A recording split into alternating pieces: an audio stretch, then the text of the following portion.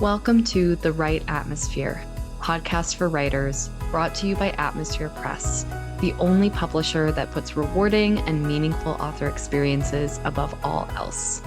I'm your host, Hayla Alawi. On this episode, we're going to be talking about creating your book publicity program with our guest, Marika Flatt. Marika, 2021 Outstanding Austin Communicator, was hired as a baby book publicist in 1997 upon graduating from Texas A&M University with a degree in communications. After taking over the management of that boutique literary firm in just a few short years, she and her husband, Doug, launched PR by the Book in 2002, capitalizing on her love of media and books. Marika is a past president of Women Communicators of Austin, serves as an expert for Independent Book Publishers Association, and is listed on Twitter's Women in Publishing. She's also served on the selection committee for the Texas Book Festival and serves on the advisory board for the San Diego Writers Festival, as well as the Women's Storybook Project Committee based in Austin. Thank you so much for joining me, Marika. Happy to be here. Thanks for inviting me.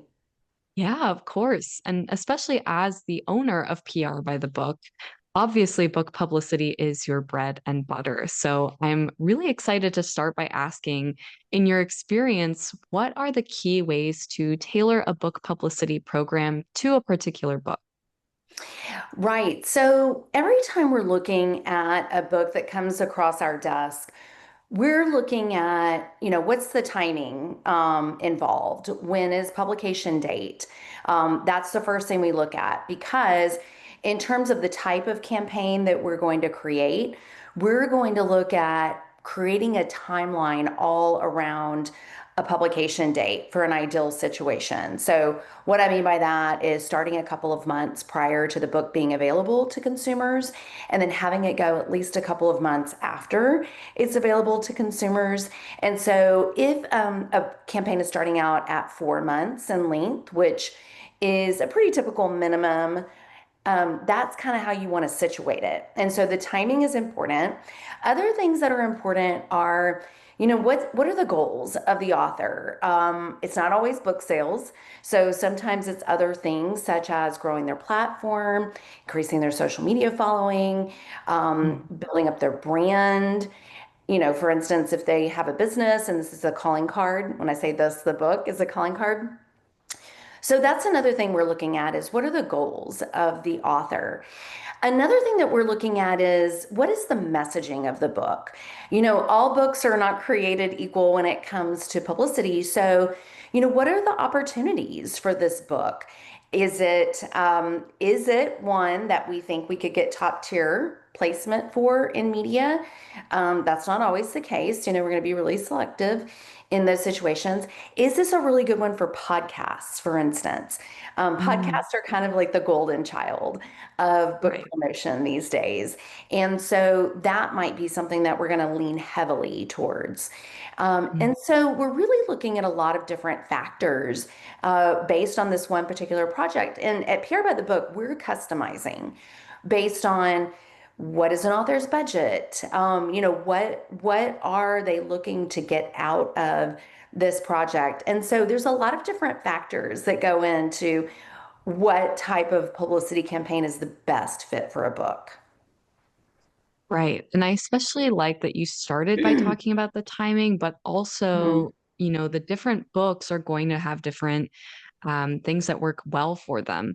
Right. And sometimes I imagine, well, let me know if I'm wrong, but does that sometimes conflict a little with what the author is envisioning for the book? Oh yeah. Yeah, you can you can imagine that sometimes an author comes in and says, I want the Today Show or, I want to be in the New York Times. And that's not always available to all authors. And we have to explain to them that in terms of top tier media outlets, those producers and journalists are typically going to traditionally published authors for those opportunities. So there has to be a real tie-in, a real story opportunity for an author to get a top tier placement. And so we want to be realistic, it doesn't serve an author to go in inflate their expectations when you can't actually deliver that type of media. And so it's much better for the author to realize, okay, I've got to start somewhere. Maybe I need to start in my local market. Maybe I need to get a TV segment in my local market so that I can show what a good interview that I could be for a larger outlet. And so we're very realistic with authors, and we want them to understand what's open to them, in terms of media, and where they might need to be a little bit more realistic and kind of work to build up to that. So Right. yeah, it doesn't serve the publisher or the author or the publicist to overpromise and underdeliver. That's not what anybody wants. Right. But I mean, you make a good point that it could be there are things that you can work up to. It might take a little more of that grassroots effort, but Mhm. for the authors who are wanting to put in that time to promote their book anyway, that can Mhm. lead to more opportunities opening up down the line, it seems like. Right. And that buildup kind of plays into another topic related to this, is that you can promote your book after it's already out. You don't have to start 2 months in advance. Sometimes we internally will refer to that as an experts campaign. So that's based on what is the expertise of the author? What can they teach? Hayla, we worked on a book that was an Atmosphere Press book, that was Yeah. written by a local Austin author. And that entire pitch was about what he could teach. His name's Andy O'Brien, and what he could teach the audience about working in a family business, which is a very complicated topic, I can attest to. And so, yeah, it's oftentimes, what is that author going to bring to the table for that audience? That's how we think as publicists. Yes, definitely. So I'm also then curious, is there a difference now? I know that so much of book promotion has become very digitally focused. Hmm. Is there, a benefit to a more digital publicity program? Do you weigh those differences? Do you kind of meld everything on every campaign? Any thoughts Hmm. about that? Yes, so most of our publicity campaigns do blend what we refer to as traditional media outlets with digital media outlets. And we can go down the line and talk about other things related to digital as well that aren't even media outlets. So I'll just give a quick little snapshot on that. So digital promotion could also include things such as we have a NetGalley account. And so we'll put books up on our NetGalley account. And the people we can capture there are top reviewers on Amazon and Goodreads. We can capture librarians and booksellers there. So those aren't media, but those are very important characters in the story, so to speak. And other things on the digital side would be social media content and scheduling. Um, and influencer outreach is huge too. So we could do a whole talk on that, but that's just a little bit of a snapshot on the digital side. And then on the traditional side, you've got what's left of print, which is not much. I was just reading yesterday about some additional closings of some magazines, major magazines. Oh, yeah. And so that's happening all the time. TV, radio, those are still out there. Podcast, I always say that kind of sits on the fence of both what we think of as traditional and digital, because it's, of course, a digital outlet because it's available online, but it's also interview driven. So that's very, it's like podcasts are what talk radio was when I started as a book publicist. And so I see podcast as almost kind of like both sides of that fence. But back to your original question, I mean, the benefits to all of those great digital placements is that they're shareable, and they can go viral to whatever Right. extent. That doesn't have to mean that, something got 5 million views. It could mean that you had a great podcast interview and you got that link and you shared it on your social media, and lots of other people got to listen to it and hear about it that maybe wouldn't have discovered it otherwise. And so those digital publicity placements are so key and they're so valuable. And authors are realizing that sometimes those placements are more valuable than the old school print placement, because think about it, you've got a print placement and that's just one set of eyeballs, really, unless that person's going to share that. I like to share magazines with people. I still have a couple of subscriptions, and I'll take it on a trip and read it on the plane. And then trying to pass off my travel and leisure magazine to the flight attendant. But not everybody does that. And so sometimes it's just that one set of eyeballs. But if you've got that digital media hit, as we like to say, then that can be shared with everybody. It can be shared on your website as well. And so, again, I know we could talk about this all day, but there's a lot of advantages to all types of media placements these days.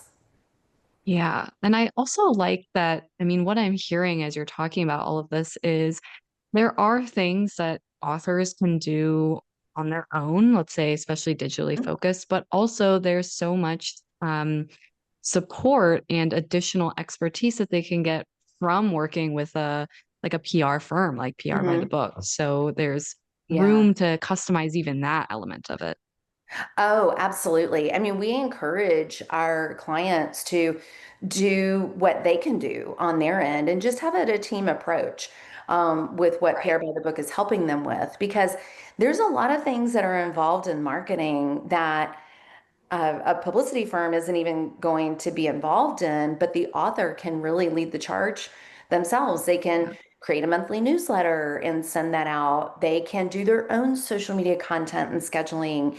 They can get out and visit their local bookstores. And, there's just so many things that they can be involved with that their publicist isn't even going to be able to spend time on.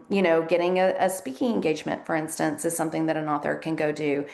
And so it is a team approach with the author, the publicist, the publisher. Everybody works together as a team. And then that's the best case scenario, that it's like all the different pieces of the pie working together for book promotion. And that's what kind of keeps that train running down the track. Right. I love this idea of the team approach to Mhm. publicity.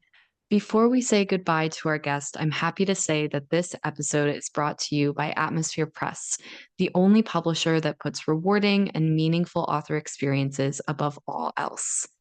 Founded in 2015 by an author and PhD in literature and devoted to serving authors through editorial, design, publication, and promotion, Atmosphere has sold tens of thousands of copies of their authors' books across 6 continents. Visit atmospherepress.com to sign up for Atmosphere's newsletter, The Launchpad, and to learn about submission opportunities, event news, and free book, publicity, and writing residency giveaways.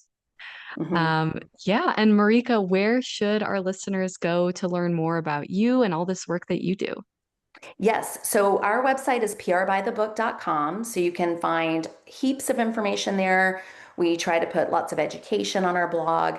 And we have a newsletter that you can sign up for. And then our Author to Influencer Accelerator is a DIY option for authors if they want to get in and just kind of learn, like what you were saying about learning what they can do on their own. That's a very inexpensive membership option for authors at authortoinfluencer.com. And then they have us there in the private Facebook group to help them along the way. Amazing. Well, thank you so much for this wealth of knowledge and resources that you're sharing with us. Thank you also to all the listeners for tuning in, and I'm excited to see everyone on the next episode. Thank you so much for joining us on this episode of The Right Atmosphere, the Advice for Writers podcast. If you liked what you heard, please leave a review and share this podcast with the writers in your life. And if you're ready to take the next step in your publication journey, visit atmospherepress.com to submit your manuscript for publication consideration or to learn more about writing and what it is that we do. I'm Hala. Thanks for listening, and I'll catch you in the next episode.